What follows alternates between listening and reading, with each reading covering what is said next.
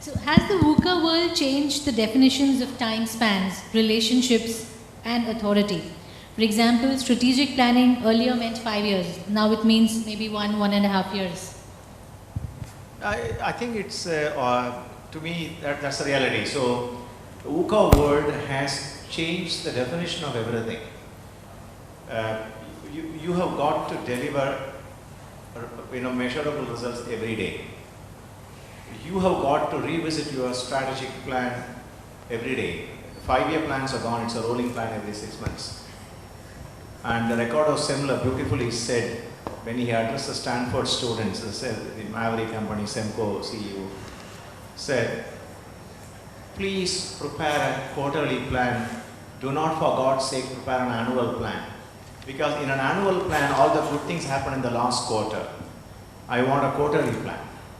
I think VUCA world demands that you are more in touch with what's going on every day. You recognize the new normal and make on-course changes to all your plans. You are in constant touch with customers whose preferences are changing. You also recognize that your employee needs yesterday are very different than your employee needs today. So I completely endorse your point of view that the VUCA world has redefined everything. And thanks to Ian Matthias, there is a new normal that every day morning, I think when we wake up, it's a good idea to take a look at your organization chart just to ensure that you're still there. But it's also a good idea for you to check how organizations, challenges, priorities, everything has changed, and then try and see if you can adjust to it in real time on a daily basis. I think even from in the retail industry's point of view, I think in the last 5 years I've seen change coming so often. Internal competition, yes, but you have multinationals like, if you take a company like us, Lifestyle or Max, you have the H&Ms which are going to come, and then you have e-tailers, the e-commerce coming in. So we can't peacefully sleep thinking that we've made a 5-year plan and it's going to work. So it's changed almost every year or every 6 months. So that's what it is, or every day. How do you negotiate to stay on that longer in the job till that long time, till the time comes and you are actually understood, what you were doing is understood? Yeah, I asked this question of Jeff when he was here. He was there just 2 weeks ago, and I asked him, so Jeff, this is good now. We are a 20-year-old company, and you're saying, we have credibility, we have this, we have that. But 20 years ago, how did you manage to tell your investors that you're worth doing it? He says it's basically the conviction of purpose, much like Mali was saying and Venkat was alluding to. It's conviction of purpose. Are you able to tell yourself that I know what I'm doing? I may be misunderstood today, but somebody is going to understand me tomorrow. But this is not foolish optimism. This is conviction of your basics. And if you're convinced of it, go beat the world. Don't leave it. A lot of times, battles are lost not because of bad strategy, not because of bad execution, but giving up at the very last moment. You're almost there to the finish end, but you've been running so long that you don't know the finish end is just about 10 feet away, and you're giving up. And that's what I'm saying. And it's good. It's true for students too. Much like many of us, we did not graduate from the top-notch business schools. And I can tell you with a lot of confidence, whether you're from XLRI or Rajagiri Institute or Madras School of Social Work or Loyola College, exactly in 2 years' time will tell you who's good and who's not. And that doesn't come from which college you graduated. It basically comes from your conviction of purpose, from what you believe in yourself, and I think that is held good for probably all of us here, right? Apologies if you are from XLRI. Thanks, Raj. So Anish, this is a question for you. In this VUCA world, while we spoke about managing self, relationships, contribution and growth, do you see the performance-based hiring, which is the CGPA-based hiring, moving to a more capability or potential based hiring? I'm sure all the students would love to hear your response to this. Well, the answer is both yes and no. And typically, if I look at the industry that I come from, it's used to hiring in thousands. And when that hiring in thousands happen, we really compromise on multiple things. It's basically a simple test that is given. It's not really the creativity, the systems thinking or the problem solving skills that is really required for future that is really tested. It's more of an elimination process that we use. But there are organizations which have actually moved into that sort of a mode where they have assessments. And this is research-based assessment. They would profile the best performers in their organization, culture match, and they would look at what's the best fit. If you look at the best example of all these things is the Indian Army or any defense forces. I actually rate the defense forces as the best HR ground. If you look at the Army, they have been doing this profiling test for ages. Okay, and it's done with a lot of rigor. We still hear that there is shortage of officers, but they never compromise on their selection process. So it is a matter of time when I see that all organizations will move in this sort of a mode, because what is really required is VUCA ready managers. It was really a wonderful session because all those things I discussed, it's all new for us. It was like an eye-opening and it was everything new for us. It was good information and takeaway for us. So the question which I noted down was like, I understand that managers, there is a lot of risk in this VUCA world today. So how are managers trained in their organization to understand the risk that is happening in the outside world and the line of contribution out of the routine work? How do they understand there is something more that the employer expecting from the employee, or how can he understand there is something more he has to do out of beyond his routine work? So how can, as we are going to enter the industry tomorrow, how do we understand that there is something more expected from us, or there is beyond routine work? How do we understand that?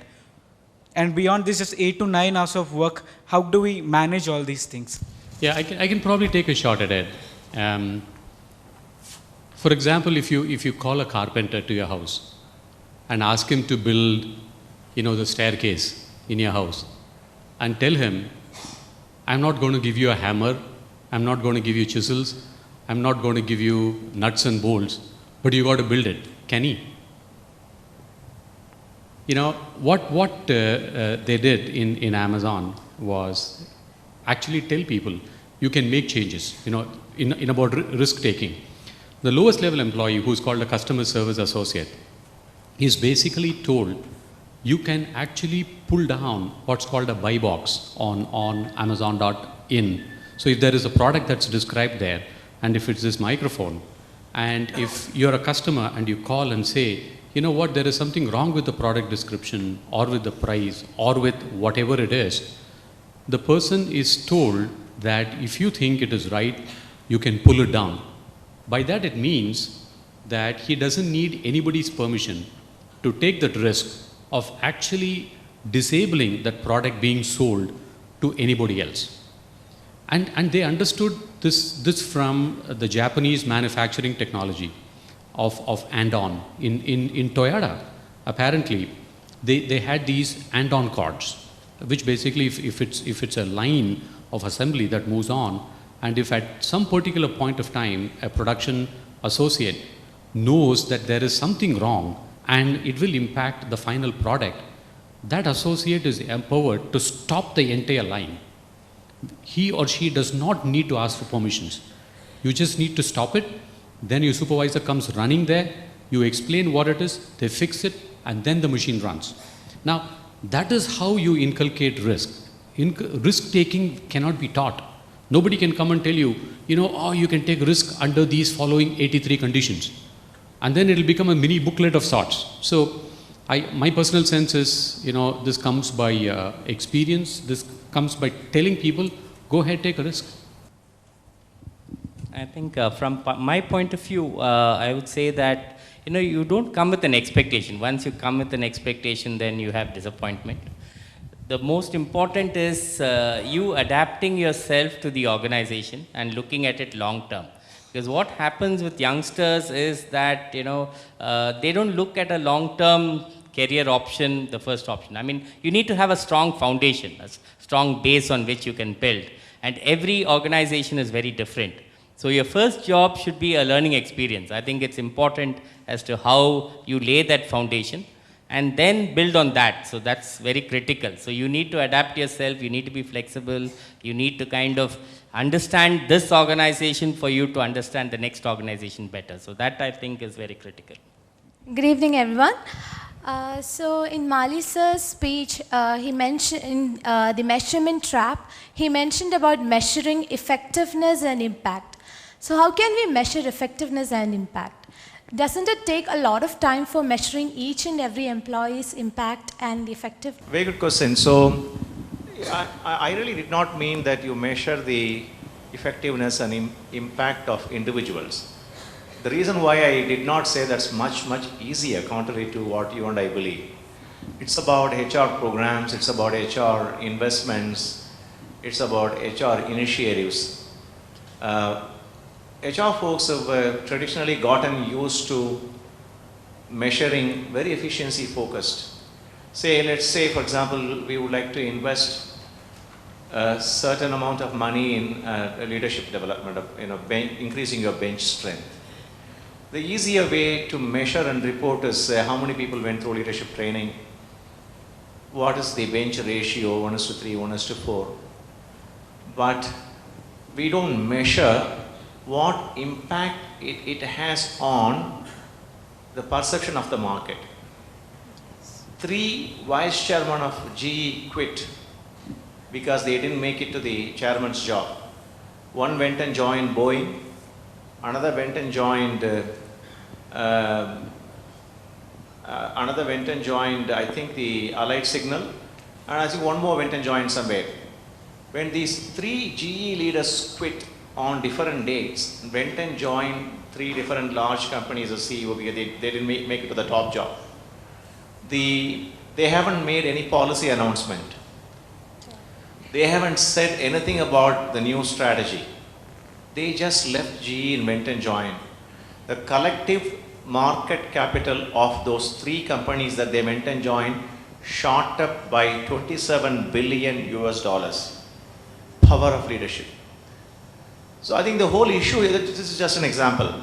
In my consulting practice, one of the things I do is to really help companies build scorecards. HR scorecards are actually measure impact and effectiveness and move away from measuring efficiency. By definition, you are very accurate. It is difficult. If it is easy, everybody would have done it, right? Yes. Because it is difficult, I say we have to pursue it, remain being misunderstood, and still measure it. For example, you are contemplating to hire, say, 200 people in a given technology or in a given domain. It's okay, it meets your immediate business purpose, but what does it do to the long-term competitiveness of the company vis-a-vis your competition? That is something that's very important to measure. So it's difficult for sure, and it is absolutely possible to measure those. We just need to persist. Dr. Dave Ulrich, along with Mark Huslett and Brian Becker, wrote a very powerful book called the HR Scorecard, where he talks about 7 steps to structuring a HR score, defining a HR scorecard. Once you follow those 7 steps and define a HR scorecard, you get a pretty decent HR scorecard. But the HR scorecard has, unlike a balanced scorecard, 2 lead indicators and 2 lag indicators. So lag indicators are HR deliverables and HR efficiency. What are the lead indicators? Very difficult to measure. What are your high performance work systems that have a huge impact?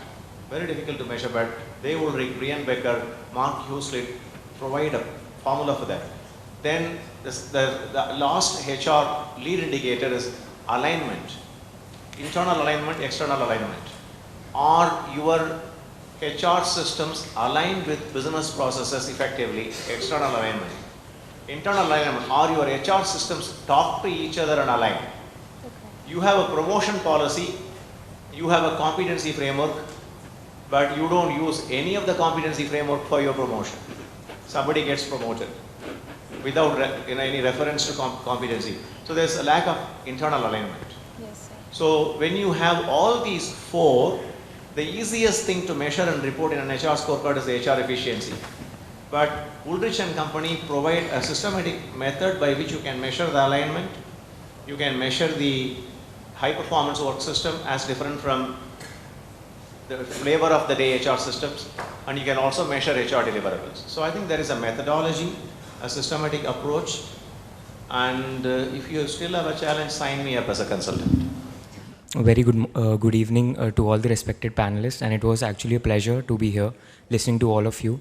And I have a question. In this current VUCA world, where every individual wants to be on the top and is highly competitive, who sees me as a competitor, my colleague who would see me as a competitor, how do I, as an HR professional, build trust and contribute to the boss who also see me as a threat to him? That is the very nature of the VUCA world. And learning the nuances of it and managing it is a huge challenge. Now, actually Raj talked extensively about some of the Amazon behaviors, including trust. Trust gets built over time but broken overnight. So it's difficult for me to give a lecture on trust, but read the book Speed of Trust by Stephen Covey's son M.R. Covey.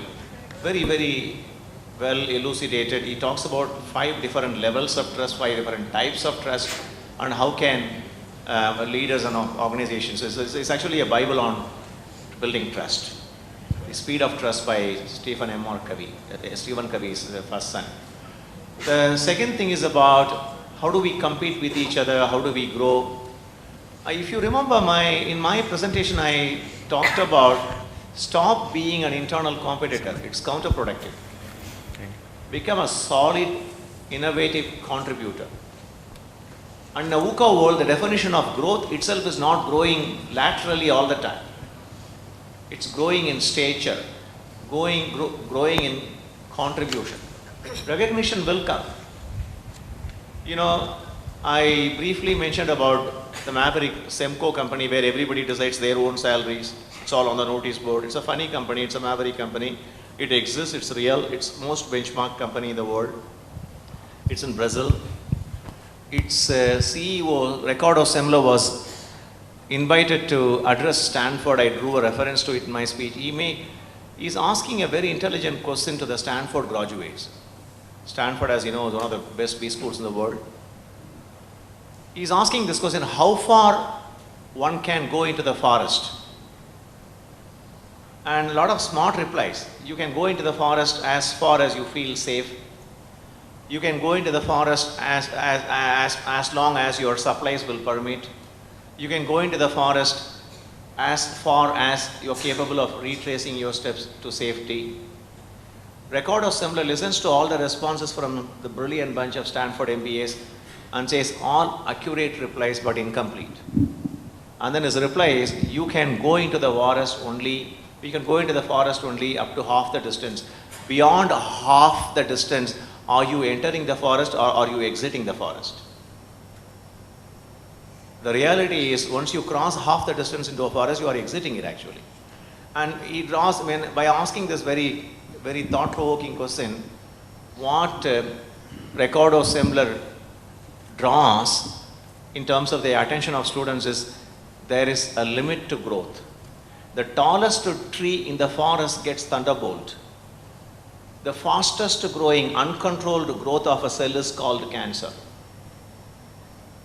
You know, pearls of wisdom, words of wisdom.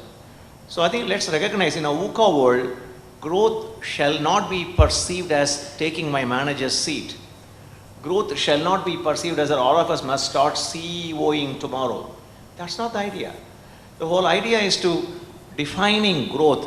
If you want to understand more about different type of a career growth that GE follows, that IBM follows, that Procter & Gamble follows, go to the site BT Innovations, b.t.novations. That you will have to novate your career from a learner to a guru, the 4 stages of growth. That is a model organizations are following. Because in a VUCA world, hierarchies are getting more and more flatter. Contribution is key. Growth is not always vertical. So we need to redefine contribution, growth, competition, collaboration, everything in a VUCA world. Then I think life becomes much easier. Now, if you practically ask me, I think like Mali was saying, contribution becomes critical, and being a good team player and making your boss successful. Then you will find automatically the trust comes in. And any good boss would be a boss who actually ensures that he delegates, empowers, and provides that, and that is what you need to become. And that you will become only if you are strong functionally, if you are strong behaviorally in terms of competence for that role, then you won't be scared about your subordinate. So I think that is very critical. So in the interest of time, I'll quickly summarize what we learned today from all the eminent speakers. Anish, who spoke about managing self, spoke about the importance of agility and how important it is to celebrate failures as much as it is important to celebrate successes. And he rephrased VUCA into vision, understanding, clarity, and agility. Moving on to managing relationships, I think Mr. Venkatramana spoke about how the retail industry speaks, goes back with smiling customers. That just doesn't come without any effort, but it comes with a lot of trust, motivation, transparency, communication, and self-acceptance and self-awareness. Mali spoke about managing contribution, and basically he spoke about contribution in a way that your stakeholders understand and validate it, not about self-praise wherein I feel that I have contributed a lot and that's it. And he also spoke about avoiding the 5 traps and strengthening the 5 pillars of HR. Moving on to Raj, he spoke about his experience and his story about how do you wait there patiently while people may not understand what you're doing. He also spoke about making decisions not all the time, but most of the times. So that's it from our side.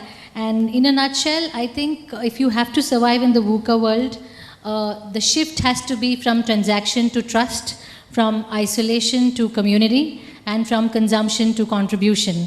If you do these 3 things, I think you are set to go.